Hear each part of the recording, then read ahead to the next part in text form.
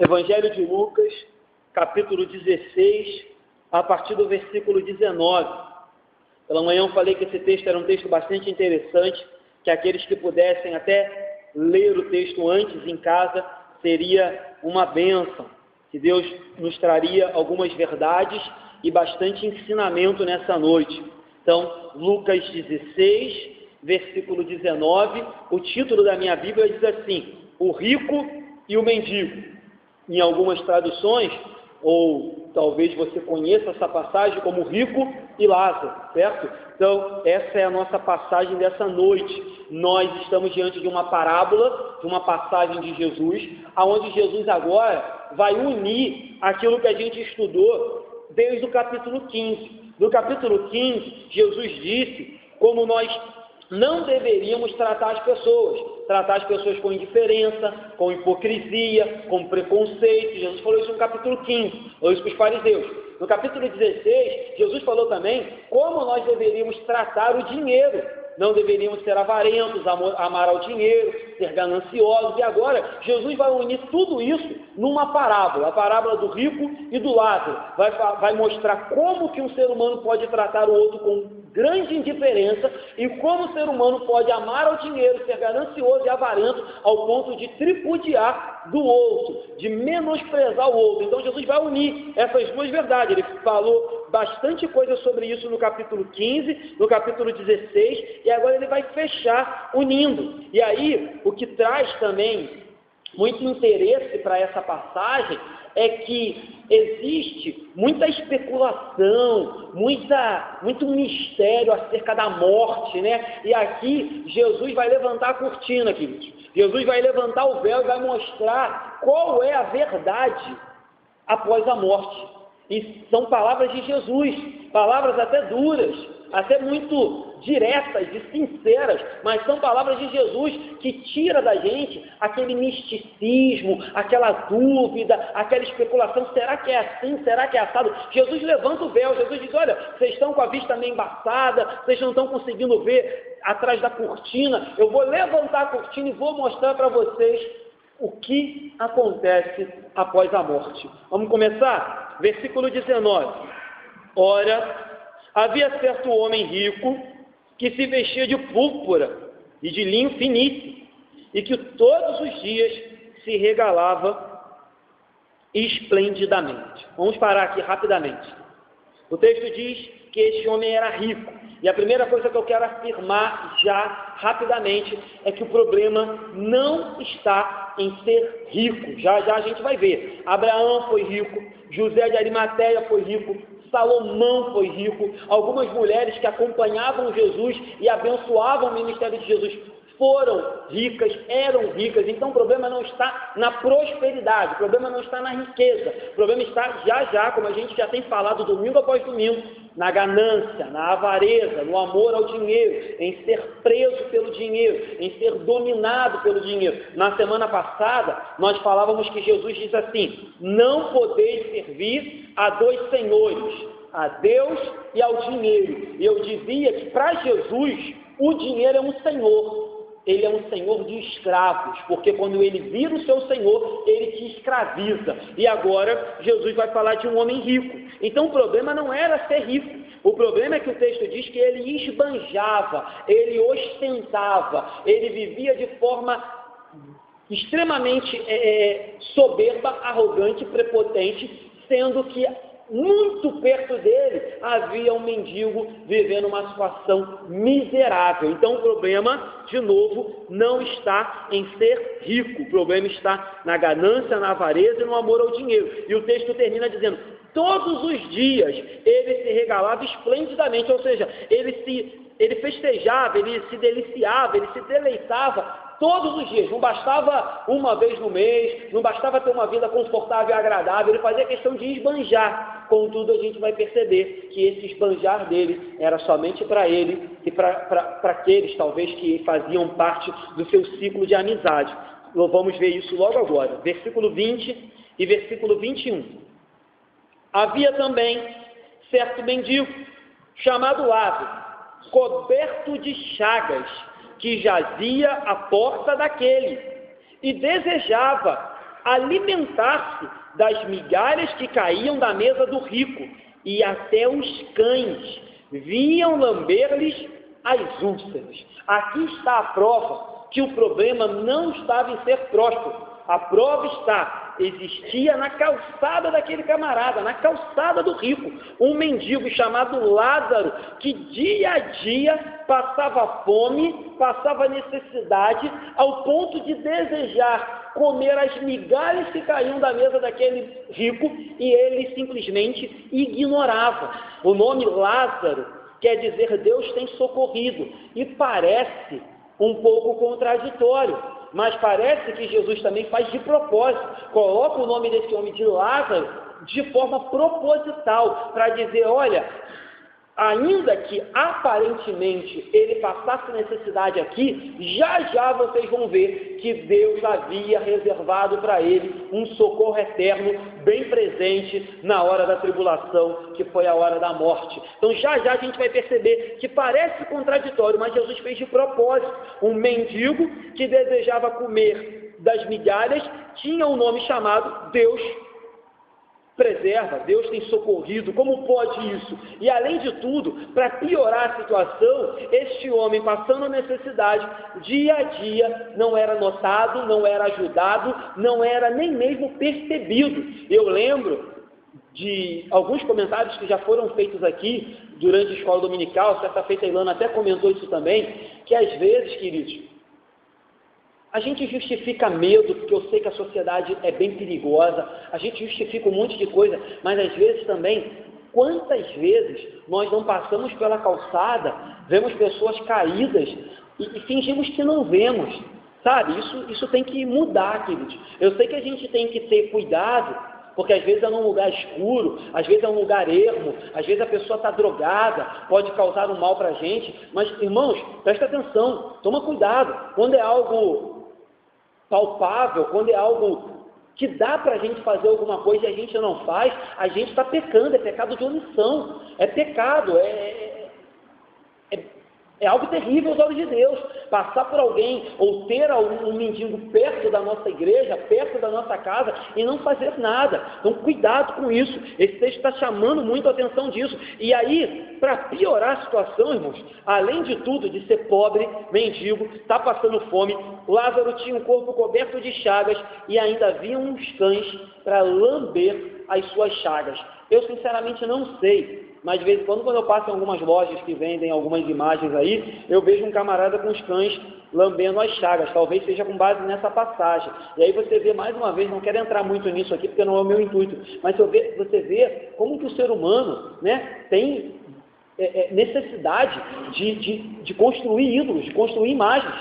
A gente vai pregar o texto todo e você vai ver que não existe nada aqui que nos ampare a fazer uma imagem de um homem com chagas e cachorro lambendo. Mas infelizmente a gente sabe que a idolatria no coração do ser humano é lamentável, ao ponto de pegar um texto que está nos trazendo algumas verdades e construir uma estátua para um homem desse. Mas, ou seja, querido, só para a gente fechar aqui, a condição de Lázaro era terrível, lamentável, das piores que você possa imaginar, passando fome, passando vergonha, morando na calçada, cheio de feridas, os cachorros lambiam ele, as moscas deviam posar, enfim, o negócio era feio para Lázaro, mas, como eu disse, o nome dele é Lázaro e diz que Deus tem socorrido. Vamos ver como é que vai acontecer ou como vai terminar a vida de Lázaro. 22. Aconteceu morrer o mendigo. Então aconteceu de morrer o mendigo e ser levado pelos anjos para o seio de Abraão. Morreu também o rico e foi sepultado. Vamos parar aqui. Existem algumas diferenças aqui gritantes. Primeiro, existe uma igualdade. O texto diz que a morte chegou, e a morte chegou para ambos. Já falei muito sobre isso aqui na igreja. A morte não respeita rico, pobre, homem, mulher. A morte não respeita se tu é jovem, se tu é idoso. A morte não respeita, a morte vem. E ela chegou para Lázaro e chegou para o rico. É isso que o texto diz. Então, até então, igualdade. Depois começam a surgir as diferenças. A primeira diferença é que o texto não fala nada acerca de Lázaro ser enterrado. O texto diz assim: morreu Lázaro e os anjos o levaram para o seio de Abraão. Morreu o rico, mas foi sepultado. Ou seja, o texto coloca aqui agora uma diferença, um contraste. Lázaro morre e nada é dito sobre velório. Você imagina, se hoje para morrer já custa caro, naquela época devia custar também, certo? E devia ser mais difícil ainda para alguém que era mendigo. E aí o texto simplesmente diz, olha, não deve ter havido funeral para Lázaro, ninguém deve ter chorado a morte de Lázaro, deve ter sido enterrado como indigente, numa cova rasa, lá no cantinho do cemitério, se é que teve um cantinho para ele. Contudo, o texto salienta uma verdade interessantíssima. O texto diz, mas os anjos o levaram para o seio de Abraão. Então, se de um lado o texto não fala nada sobre o sepultamento de Lázaro, o texto diz que a alma dele foi levada para um lugar de gozo eterno. Em contrapartida, do rico se fala de enterro. E aí você pode pensar, um camarada rico, que se vestia de linho fino, de púrpura, que se regalava todos os dias com festa e com banquete, deve ter sido o velório, o enterro. Ele devia ser a lápide, de bronze, de mármore, sei lá o que, esculpida. Só que em contrapartida, o texto não fala nada acerca da alma do rico. Então, se de um lado temos um pobre que deve ter sido enterrado como indigente, de outro lado temos um rico que deve ter sido enterrado com pompas, o texto faz questão de falar, mas calma aí, o mais importante é que os anjos, e aí na Bíblia, os anjos em determinado momento são vistos como assistentes de Jesus, em outros momentos são vistos como arautos de boas notícias, eles vêm dar boas notícias, falar de profecias do nascimento de Jesus, do nascimento de João Batista. Os anjos também, em algumas passagens, são vistos como defensores dos filhos de Deus, não como aquela ideia de que cada um tem um anjo do seu lado se defendendo, não, quem nos defende é Cristo, mas é verdade que a Bíblia também cita em alguns momentos que os anjos são enviados a nosso favor com ordens expressas de Cristo. Outras coisas, aqui percebemos os mesmos anjos, agora tendo um papel de conduzir um mendigo, contudo, tudo nos dá a crer que era fiel, servo de Abraão, ou quando eu digo de Abraão, eu digo da lei, e logo servo de Deus, sendo conduzido para o lugar de descanso, para o lugar eterno, para o lugar de gozo, para o reino celestial, que para o Antigo Testamento era conhecido como o seio de Abraão. Hoje a gente chama de paraíso, de céu, de morada eterna, de tabernáculo eterno, novo céu, nova terra, como você quiser chamar, casa do Pai, mas para o Antigo Testamento era seio de Abraão, ou seja, aquele que em vida estava desejando comer das migalhas do rico, aquele que em vida, o único que chegava para aliviar sua dor e lamber suas feridas eram os cães, agora encontra-se na mesa do rei, na morada eterna, no banquete eterno, ceando com o Pai e com aqueles que lá já estavam. Em contrapartida, o texto diz que o rico foi sepultado, mas nada se fala acerca da alma do rico. Mas, como eu disse, Jesus não deixa dúvida, Jesus está levantando o véu e está mostrando para a gente o que vai acontecer após a morte. Então, Jesus já adiantou, morreu um, morreu outro, o Lázaro foi levado. Vamos ver agora que Jesus vai deixar muito claro para a gente o que aconteceu com o rico. 23. No inferno, estando em tormentos, levantou os olhos e viu ao longe a Abraão e Lázaro no seu seio. Então, clamando, disse: Pai Abraão, tem misericórdia de mim e manda Lázaro que me refresque a língua, porque estou atormentado nesta chama. O inferno aqui é claramente, eu não preciso nem inventar muito, é só ler, descrito como um lugar de tormento, um lugar de dor, um lugar de sofrimento, um lugar de chamas. E aqui as falas são literais.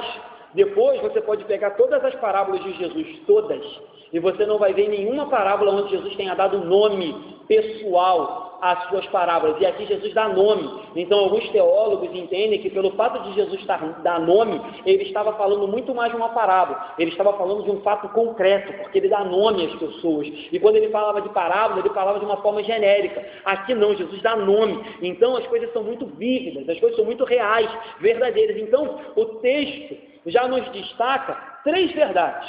Primeiro, após a morte, ninguém está dormindo. Não tem ninguém dormindo. Lázaro está bem acordado. O rico está bem acordado. E estão bem conscientes de onde estão e do que está acontecendo. Primeira verdade. Segunda verdade é que uns estão no seio de Abraão, na morada eterna, e outros estão no inferno.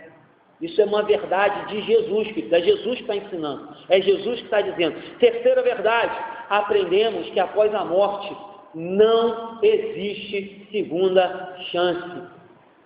É game over, acabou a ficha. Não dá. Então, três verdades duríssimas, mas é Jesus que nos está ensinando e não tem para onde correr. E aí você percebe que diante dessa verdade terrível, o rico resolve ser humilde. Quando apertou, quando o negócio esquentou, ele até clama, porque o texto diz assim, então clamando, até orar ele ora, quando o negócio fica difícil, e aí ele ora e diz, pai Abraão, chama Abraão de pai, e pede por misericórdia. E aí é interessante, ao mesmo tempo até um pouco hilário, que aquele que durante toda a vida não teve misericórdia para com o próximo, não olhou nem na cara de Lázaro, nem se importou, nem pensou em Lázaro, agora ele quer que Lázaro faça um favor para ele.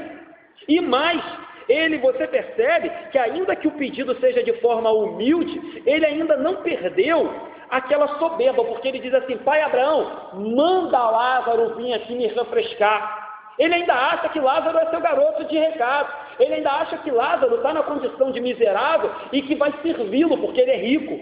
Então, ainda que ele aparenta uma piedade e um quebrantamento, não é isso que acontece, até porque, de novo eu disse, durante toda a vida, ele jamais demonstrou esse tipo de atitude, e agora está querendo demonstrar piedade, agora está querendo demonstrar um coração quebrantado. Então, queridos, cuidado com isso, o texto é duríssimo, mas é verdadeiro e é muito claro também. E aí, outra coisa, por todas as escrituras, toda a Bíblia, que você lê Jesus falando sobre o castigo eterno, Jesus sempre está falando sobre ranger de dentes, fogo, chama, sofrimento, verme que não se apaga, fogo que não se apaga, verme que não morre. Jesus está sempre falando com palavras que dão conotações a castigo. Então não dá. Infelizmente, algumas igrejas, Ilana tem até um livro, que diz Apagando o Inferno, não é isso, Ilana, esse livro?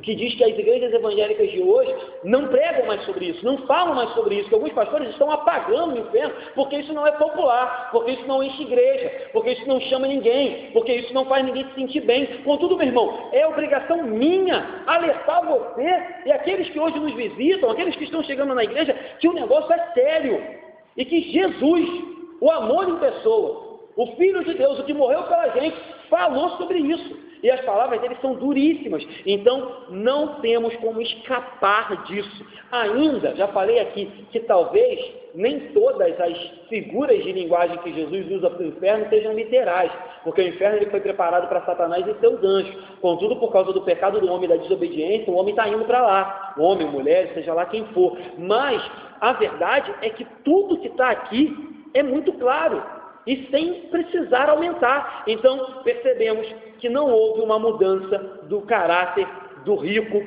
mesmo quando ele chegou na condição de terror. O que ele quis foi mandar em Lázaro, o que ele quis foi apenas aliviar a sua dor, e no momento que ele viu apertar, ele clamou. É aquela história que a gente já falou aqui na igreja, quando o avião está caindo, todo mundo diz, ai meu Deus, não é? Quando o negócio aperta, todo mundo liga e diz, ora por mim, pede lá na tua igreja, bota meu nome. Tem algumas igrejas que tem livro de oração, Aí tem uns irmãos que acham que o livro de oração é livro mágico, sabe? É aquele livro de Harry Potter, que acha que se botou o nome lá no livro, vai dar certo. É isso que, quando apertou, ele disse, ô pai Abraão, chama até de pai, ô pastor, fala até a paz do Senhor, ô pai do Senhor. Minutos antes, palavrão e uma vida horrível, mas apertou, é paz do Senhor, fala aí, irmão, tudo bom? Como é que você vai? Quando é que é o culto lá? Que eu vou visitar? É mais ou menos isso. Mas aí, o que nos deixa mais assustados é que a resposta vai ser duríssima, mas, contudo, muito verdadeira. Vamos olhar lá, 25 e 26. Abraão agora vai dar duas respostas para ele. Abraão diz assim, disse, porém, Abraão, filho, lembra-te de que recebeste os teus bens em tua vida, e Lázaro, igualmente, os males, agora, porém aqui, ele está consolado, tu em tormentos, e além de tudo, está posto um grande abismo entre nós e vós, de sorte que os que querem passar daqui para vós outros, não podem, nem os de lá passar para nós. Vamos parar aqui. Você vê que a resposta de Abraão é até uma resposta amigável. Abraão chama de filho. E biologicamente falando, é claro que Abraão aqui, querido, está simbolizando a Deus. Mas biologicamente falando, todos eram filhos de Abraão, vinham da linhagem de Abraão. Todos vinham ali da descendência de Abraão. A Bíblia diz que Abraão é o pai de muitas nações. A Bíblia diz que Abraão é o pai da fé. Então a Bíblia coloca sempre Abraão nessa condição de nosso pai, representante da raça. E aí, Abraão dá duas respostas. Primeiro, é impróprio. Segundo, é impossível. Por que é impróprio, pastor? Versículo 25, ele diz, é impróprio. Sabe por que é impróprio, meu filho? Porque durante toda a vida você recebeu todos os bens. E você colocou esses bens como motivo da tua vida. Você colocou o dinheiro e a sua riqueza como motivo do seu viver. Você colocou todos os seus bens como seu ídolo, como seu Deus. Você pegou toda a sua riqueza e colocou num altar. Jamais olhou para o próximo. Jamais se compadeceu, jamais agradeceu a Deus, jamais perguntou, Senhor, o que o Senhor me tem dado, como eu posso ajudar o próximo, como eu posso ser bênção na vida do próximo. Logo, querido, meu filho, Abraão diz, você recebeu tudo em vida, e não deu valor, e não fez uso do que recebeu para buscar a Deus. Contudo, Lázaro recebeu os males. E aí Abraão diz, agora ele está consolado, e tu em tormentos. Ele repete, e mais uma vez deixa claro, consolo, tormento, paz, tribulação, salvação, condenação, vida eterna, condenação eterna. Ainda que isso não seja algo muito pregado na igreja, e não seja algo muito legal de se falar para alguns, é isso que a Bíblia diz de forma muito clara. E aí ele diz, olha, é impróprio, é injusto, você viveu a vida como queria. E Lázaro, ainda que fiel, teve uma vida miserável, e agora é impróprio fazer essa troca, é impróprio mandar Lázaro aí. Não, Lázaro não pode, em hipótese alguma sair daqui. E aí a segunda resposta é impossível. Primeiro é impróprio, porque você recebeu em vida, ele está recebendo agora. Segundo, é impossível, ainda que Lázaro tivesse desejo de ir aí refrescar você, ainda que Lázaro sentisse misericórdia de você, é impossível, porque está colocado entre nós um grande abismo, é isso que Abraão diz, um grande abismo, e é impossível quem está aqui cruzar para aí, quem está aí cruzar para cá, fechando aquilo que eu falei agora, há poucos minutos atrás. Ninguém está dormindo, não tem essa historinha de segunda chance, e não tem essa história de que é tudo história, é tudo mentira. Jesus está deixando bem claro que não tem opção, é isso que acontece, ou seja, a situação após a morte, ela é eterna e irreversível. Então, se existe um momento onde nós devemos nos agarrar a Jesus, nos arrepender dos nossos pecados, confessar Ele como o único e suficiente Salvador, é agora, em vida, é hoje, é no dia em que Ele fala no nosso coração, nos convida a vir até Ele. Porque após a morte, ele diz, é impossível. E ele não vai te tratar com raiva, não, ele vai dizer, filho, é impossível. Existe um grande abismo. As ofertas foram dadas, a pregação foi feita, o evangelismo foi dado. Eu te convidei, eu te chamei tantas vezes, e você não veio. Agora existe um abismo, e é impossível passar de lá para cá e daqui para lá. Também não tenho muito o que acrescentar aqui nesses versículos, eles são muito claros, basta uma leitura. Contudo, eu acho que algumas igrejas não conhecem esses versículos, ou alguns pastores não têm eles na sua Bíblia, porque eles simplesmente vivem como se não conhecessem essa verdade. E aí, para a gente passar para os próximos versículos, só queria falar uma coisa. Percebe que riqueza não é indicação de favor de Deus. Assim como riqueza não é pecado, eu falei isso no começo, você percebe também que ser rico não é indicação de que você está tudo bem com Deus. Porque se ser rico fosse indicação de que está maneirão, o rico seria salvo agora, e ele não foi salvo. E infelizmente, algumas igrejas se prega que se você é rico, se você é próspero, você está bem com Deus. Em contrapartida, a Bíblia também nos ensina aqui que ser pobre não é evidência de que Deus está te castigando. Ou seja, se ser rico não é evidência de que está tudo legal, ser pobre não é evidência de que Deus está de mal contigo, queridos. Você pode ser um servo fiel e ainda assim ter uma vida humilde, ter uma vida simples, como o próprio Cristo teve. Então, não existe problema em ser rico, falei isso no começo, não quero repetir muito isso, mas perceba, aquelas igrejas ou aquelas pessoas que pregam que aqueles que são bem de vida é sinal de que estão bem com Deus, é uma grande mentira. Assim como aqueles que pregam que estar mal de vida é estar mal com Deus, também é mentira, porque a gente acabou de perceber um camarada pobre que sempre esteve o seu lugar reservado nos céus e um camarada rico que agora está condenado e que Abraão diz para ele, olha, não adianta clamar, não adianta me chamar de pai, não adianta pedir, que não tem como você passar daí para cá. O seu dinheiro, os seus bens, a sua riqueza, a sua influência, o seu poder aqui não valem de nada. De nada, aquele monte de dinheiro que você juntou, aquelas casas, os carros, enfim, tudo que você tinha de poder, aqui não vale de nada. Aqui só vale o nome de Jesus e o sangue dele na minha e na tua vida. Se não for assim, não entra no céu. Vamos lá, 27, 28, o texto segue, e agora mais uma vez o rico vai tentar. 27, então replicou. Então ele falou de novo, o rico, pai, eu te imploro que o mandes à minha casa paterna, porque tenho 5 irmãos, para que lhes dê testemunho, a fim de não virem também para este lugar de tormento. Pela segunda vez, o rico clama, faz um pedido, e agora ele demonstra compaixão. Compaixão por quem? Por Lázaro? Não. Pelo pobre lá da calçada dele? Não. Ele demonstra compaixão pelos seus, pelos da sua casa. Ele diz, olha, pai Abraão, já que não dá para Lázaro vir aqui me dar uma moral, manda ele lá na minha casa. Ele continua achando que Lázaro tem que obedecer o que ele quer. Ele continua achando que Lázaro tem que ser garoto de recado dele. Faz o seguinte, já que não dá para ele vir aqui, manda ele lá na minha casa, porque eu tenho 5 irmãos. Então você vê, é uma demonstração de compaixão? Sim, mas uma compaixão recheada de interesses pessoais. Ele não estava preocupado, talvez se Lázaro tinha um parceiro mendigo lá que precisava de uma palavra. Ele estava preocupado com os irmãos dele, que provavelmente deviam viver uma vida tão rica, tão arrogante, tão gananciosa quanto ele. Aí ele diz, epa, meus 5 irmãos vão vir para cá também. Então faz o seguinte, manda Lázaro lá que ele vai resolver. E aí aqui vamos aprender mais algumas coisas.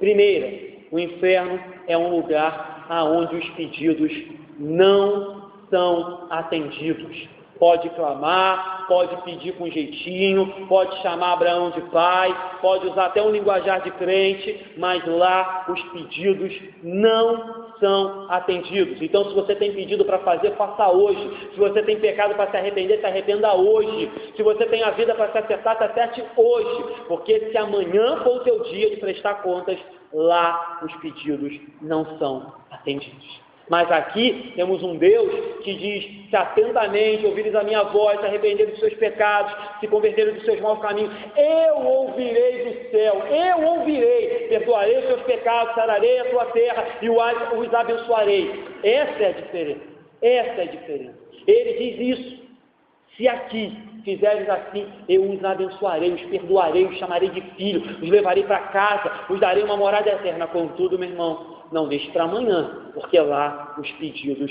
não são atendidos. Segunda verdade, o inferno é um lugar onde as lembranças das oportunidades perdidas nos martelam a mente.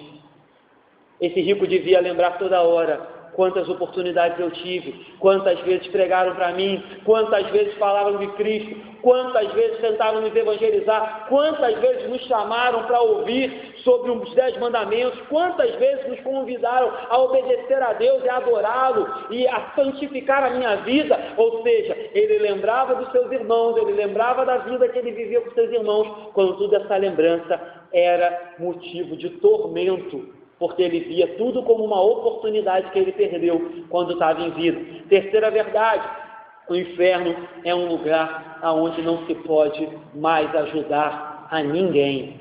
Então, meu irmão, se você ama os seus familiares, se você quer ver os seus familiares salvos na glória, hoje, agora, em vida, é a hora de ajudá-los, porque quando essa vida acabar, quando esse momento nosso chamado fôlego de vida passar, não dá mais para ajudar ninguém. E aí, meu irmão, não quero falar só dos que estão aqui na condição do rico, quero falar inclusive para aqueles que hoje já são crentes. Meu irmão, se você quer ou se você deseja ajudar algum familiar seu, tem que ser agora, tem que ser em vida, tem que ser enquanto Deus tem te dado a oportunidade, porque depois não adianta chorar, porque depois que você estiver no céu, não adianta, ou depois que o seu parente tiver partido dessa vida, não adianta. Então, não deixe passar a oportunidade de ajudar, de abençoar, de orar, de chorar com aqueles que estão passando necessidade, de estender a mão para aqueles que estão precisando de uma ajuda. Faça o quanto antes, porque lá não se pode ajudar ninguém. Então esse camarada falou: olha, eu quero ver os meus irmãos livres daqui. Vamos ver a resposta de Abraão, ou de Deus, né, simbolizado aqui por Abraão, pai Abraão. 29, respondeu Abraão: eles têm Moisés e os profetas, ouçam-nos. Queridos, esse versículo merece muita atenção, muita atenção. Olha só, ele pede assim: pai Abraão, faz um milagre, faz algo muito forte, ressuscita Lázaro dos mortos e manda ele na minha casa, porque aí os meus irmãos não virão para cá. A resposta de Abraão é: eles têm Moisés e os profetas. O que ele está dizendo? Eles têm o Antigo Testamento, eles têm o Pentateuco, eles têm a Bíblia, eles têm a palavra. Ou seja, se você, rico, que está aqui agora, tivesse ouvido Abraão, os ensinos de Moisés e dos profetas, o ensino do Pentateuco, você não estaria aqui. Então, se os seus irmãos não querem vir para cá, o que eles têm que fazer é uma coisa apenas: ouvir as Escrituras e obedecê-las. Ouvir a palavra de Deus e segui-la, porque desde o Antigo Testamento é pregado um Deus que chama pecadores para obedecê-lo e para servi-lo, um Deus que chama pecadores para ser bênção na vida dos outros. Lembra quando Deus chama Israel e diz: Israel, eu te escolhi porque tu és a menor tribo, eu te escolhi para que tu sejas bênção, eu escolhi para que de ti tu abençoe todas as terras, eu te escolhi para que você, Israel, seja uma nação sacerdotal, faça diferença. Israel esqueceu disso. Além do mais, desde o Pentateuco, eu falo sempre isso aqui na igreja, os profetas apontam para Jesus. Então era possível também crer que havia um Messias que haveria de vir, um Salvador, um perdoador de pecados. Então, olha isso, ele pede um milagre, ele pede para ver, para acontecer algo maravilhoso, e Abraão diz: não, existe algo muito mais maravilhoso. Escutem, obedeçam, ouçam a palavra de Deus. Ela basta, não é necessário que eu envie Lázaro lá, eles têm pregação. E aí, queridos, era como se Deus estivesse dizendo hoje: não, eles têm um pastor, eles têm um presbítero, eles têm um diácono, o que mais tem é a igreja. É bem verdade que tem algumas que, não sei se a gente pode chamar de igreja, mas o que mais tem são igrejas, o que mais tem é acesso à palavra de Deus, pregações na internet, livros sendo vendidos. Não vou enviar Lázaro, eles que ouçam a pregação e se arrependam e creem em mim. Não vou enviar. Vamos ver, versículo 30, diz assim: mas ele insistiu, o rico continua falando, gente: não, pai Abraão, se alguém dentre os mortos for ter com eles, arrepender-se-ão. Mais uma vez ele diz: não, tem que ser algo mais legal, tem que ser algo mais miraculoso. Não pode, esse negócio só de Bíblia não dá, né? Esse negócio só de Bíblia não convence ninguém, né, Mateus? Esse negócio só de Bíblia não convence ninguém. Tem que ter um mistério, tem que aparecer um anjo, tem que ter um negócio, o pastor tem que falar alto, bater pé no chão e dizer que está profetizando, senão não vale. Era mais ou menos isso que ele diz. Então, se eles verem, eles vão se converter. Só que eles estavam equivocados. Eu não sei se você sabe, mas na Bíblia tem a história de um outro Lázaro, lembra? Amigo de Jesus. Esse Lázaro morreu e ele também foi ressuscitado. O que aconteceu quando ele foi ressuscitado? Todo mundo falou, epa, vamos acreditar em Jesus agora, ele estava fedendo, Jesus ressuscitou. Não, sabe o que a Bíblia diz em João, capítulo 12, versículo 10? E tramavam como matar Lázaro, porque Lázaro vivo era uma evidência de que Jesus era o Filho de Deus. E aí, ressuscitar alguém adianta? Não adianta de nada, já havia acontecido isso. E quando Jesus ressuscitou, ele falou o quê? Vamos matá-lo. Outro exemplo, Jesus ressuscitou dentre os mortos, queridos. Todo mundo creu nele? Todo mundo se arrependeu? Todo mundo confessou ele como Salvador? Pelo contrário, se tivessem a oportunidade, o matariam de novo. Já falei, eu li um livro uma vez de ficção, passei assim na Americana, estava indo viajar para São Pedro da Aldeia, e aí tinha um livro lá, Jesus para Presidente. Vou ler esse negócio. Aí peguei e levei. Era um livro de ficção, e o livro dizia que Jesus vinha uma segunda vez, mas dessa vez ele vinha para ser presidente dos Estados Unidos, e como presidente dos Estados Unidos ele ia implementar o reino, porque os Estados Unidos é a nação, tal, mais poderosa, mais forte. Resumindo, sabe o que acontece? Matam Jesus de novo. Leia o livro que eu já te contei o final. Matam Jesus de novo. Por quê? Toda vez que o ser humano tiver a oportunidade de matar Jesus, ele mataria. Então, quando Jesus ressuscitou, se ele dá mole, matam ele de novo, queridos. Porque é isso que vive dentro do coração que não tem a paz de Deus. É isso que habita dentro do coração daqueles que não temem Jesus. Vamos matá-lo. E aí, o livro se você tiver tempo sobrando, o livro é hilário. Jesus faz campanha, aí na campanha começam a denegrir a imagem dele, começam a mentir sobre ele, começam a veicular, hoje a gente falava sobre televisão, né? Nos jornais, mentiras contra Jesus, e aí na campanha política começam a colocar Jesus contra a parede com assuntos polêmicos, como aborto, homossexualismo. O livro é louco, e aí Jesus começa a despontar nas campanhas, que as pessoas começam a ver, igual na época dos fariseus. Fala assim, não, o discurso desse camarada é um discurso coerente, ele é sincero, ele é honesto. E aí quando Jesus começa a despontar nas eleições, ele vem, mata Jesus de novo, mata Jesus mais uma vez, e Jesus não vira presidente dos Estados Unidos. Então, perceba, não adianta milagre, se a palavra não vos vivificar, de forma nenhuma serão vivificados, sabe? Eu não sou de ficar dando testemunho aqui no púlpito, nem de ficar falando muitas coisas, os irmãos me conhecem. Mas essa semana aconteceu algo muito interessante que para mim é muito gratificante. Essa semana eu fiz 2 gabinetes com 2 pessoas completamente diferentes, em idade, enfim, situação de vida, em contextos totalmente diferentes. E 2 pessoas vindo aqui para a nossa igreja. E as 2 pessoas, quando eu perguntava o porquê desse interesse de vir para a igreja, as 2 pessoas respondiam assim, pastor, eu ouvi a palavra. Eu ouvi a palavra.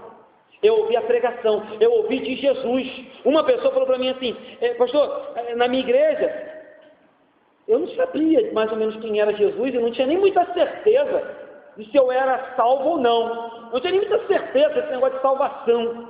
E a outra pessoa disse, pastor, eu simplesmente vim, e comecei a vir, e comecei a ouvir a sequência das pregações, comecei a entender com mais clareza o Evangelho, e isso me moveu. Então, assim, isso para mim é gratificante. Não porque sou eu, porque eu sempre digo que não sou eu, mas porque eu estou vendo, como eu falava com o Mateus ontem, que a Bíblia funciona, que somente a palavra de Deus é eficaz e eficiente. Não ressuscitou morto aqui, não apareceu anjo, eu não menti para ninguém, eu não dei entretenimento, eu não prometi nada para ninguém, eu simplesmente preguei. E muitas das vezes a pregação é até dura demais, como a de hoje, mas me deixa muito satisfeito e me dá uma sensação de dever cumprido, de fidelidade para com Deus, porque foi isso que eu vim fazer aqui. Quando as pessoas dizem, você veio por quê? Porque vamos ser sinceros, queridos, vamos falar humanamente, a nossa igreja não é grande, a nossa igreja não é rica, a nossa igreja não tem um show de louvor, a nossa igreja não tem painel de LED, a nossa igreja não tem nada de entretenimento,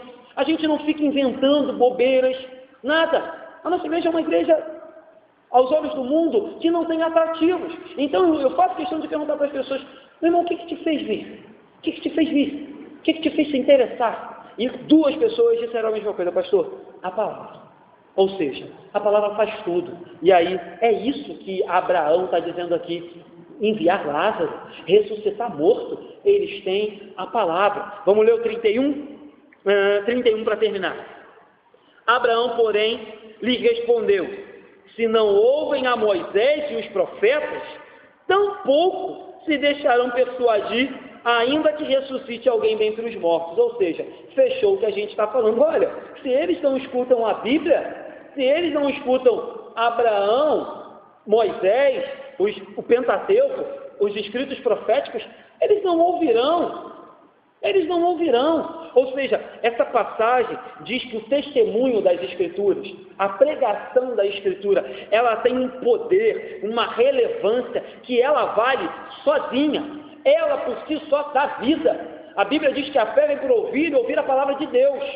A Bíblia diz que a fé vem por ouvir e ouvir a palavra de Deus. E se a salvação é pela graça mediante a fé, só existe uma maneira de ser salvo: ouvindo a palavra de Deus. Ou seja, quando Jesus nos manda, ele diz: ide por todo mundo e pregai, preguem o Evangelho. É suficiente. O Evangelho por si só tem poder, ele vai fazer tudo sozinho. Tem uma frase de Martinho Lutero, né? Lutero diz: olha, enquanto eu estava aqui, a palavra foi fazendo tudo. Foi perguntar para Lutero: você fez a reforma protestante, você reformou, você levantou um movimento que hoje milhares de pessoas foram abençoadas. Ele diz: eu não fiz nada. A palavra fez tudo. Eu não fiz nada. Então esse tem que ser o nosso pensamento. É por isso que toda vez que alguém entrar aqui, queridos, enquanto eu aqui estiver pastoreando, a ênfase sempre vai ser pregação, palavra e o que Jesus nos ensinou e nos deixou escrito. Porque eu creio que ela faz tudo.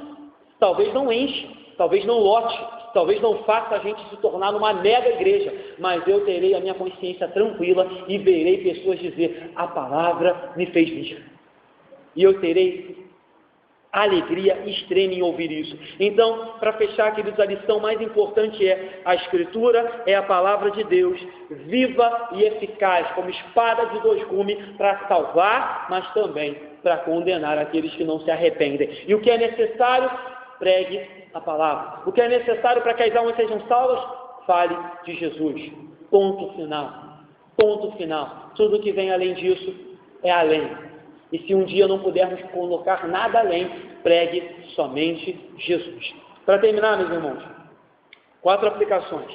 O rico tinha tudo menos Deus. Lázaro tinha nada, mas tinha Deus, que era tudo. Certo? Não sei qual é a sua realidade hoje. Talvez você se encontre numa situação onde você se julgue não ter quase nada. Mas se você tem Deus, você tem tudo. Tudo que você precisa. Tudo. Certo? Segunda aplicação, a morte, e essa eu queria que você prestasse atenção. A morte não transforma ninguém em santo. Vou dar um exemplo, tá? Lembra quando aconteceu aquela tragédia terrível, triste demais, sem palavras. Mas lembra quando aconteceu aquela tragédia que o avião caiu com os jogadores de futebol? Um monte de gente começou a colocar foto de avião com uma auréola e com asinha indo para o céu. Meu irmão, a morte não salva ninguém. O rico morreu e foi para o inferno.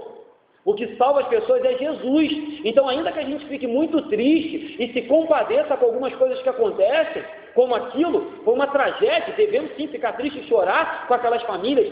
Entenda, a morte não torna ninguém salvo. A morte só leva a galera para onde cada um tem que ir. Eu falei, a morte é o Uber. Uns vão para a glória, outros vão para o tormento eterno. Então, cuidado com isso. Eu sei que o nosso coração, mas aí, se você não tem o que falar, não fala nada. Já viu quando você vai no velório?